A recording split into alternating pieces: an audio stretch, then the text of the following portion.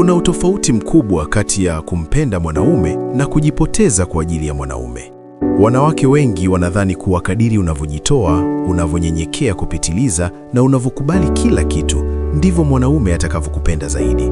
Lakini ukweli wa kisaikolojia ni tofauti kabisa. Wanaume kiasili wanavutiwa na mwanamke ambaye ana thamani anayoilinda mwenyewe. Ukishaanza kujishusha ili mradi tu mwanaume asikuache, hapo ndipo unampa ruhusa ya kuanza kukupuuza.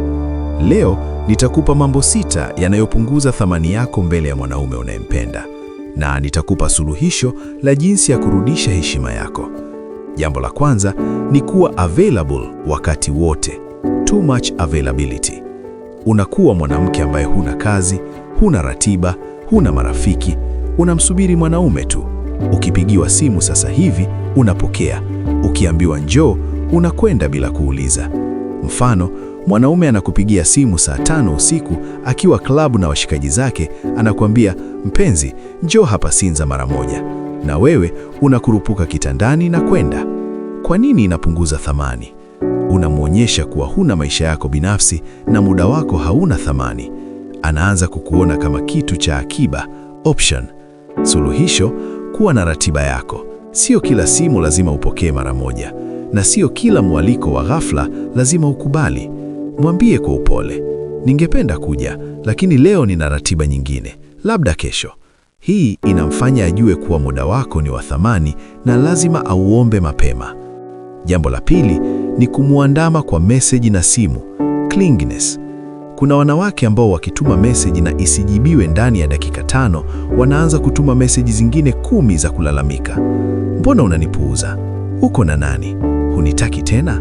Mfano, unajaza missed calls 10 kwenye simu ya mwanaume aliyeko kazini au kwenye kikao. Unamfanya ajihisi anashindwa kupumua. Kwa nini inapunguza thamani? Inamwonyesha kuwa huna ujasiri, insecurity, na unamtegemea yeye kupata amani yako. Wanaume wanapenda mwanamke anayejiamini, sio anayemngangania kama mtoto mdogo. Suluhisho: punguza kasi. Ukimtumia message akakaa kimya, tulia, fanya mambo yako. Akiona hupigi simu hovyo, yeye ndiye ataanza kujiuliza, mbona leo mpenzi wangu hatumi message, na ataanza kukutafuta yeye.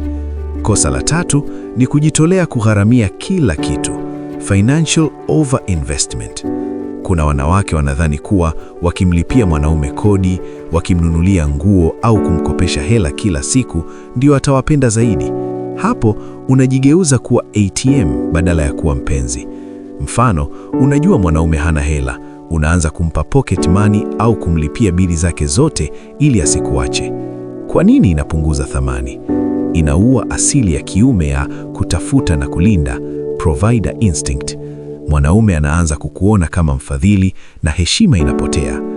Kosa la 4: kuvumilia madharau makubwa kisa upendo. Kuvumilia matusi, usaliti wa wazi au kupigwa kisa unampenda ni njia ya haraka zaidi ya kupoteza thamani. Ukisamehe kila kosa bila mwanaume kuonyesha mabadiliko, unamfundisha jinsi ya kuendelea kukuumiza.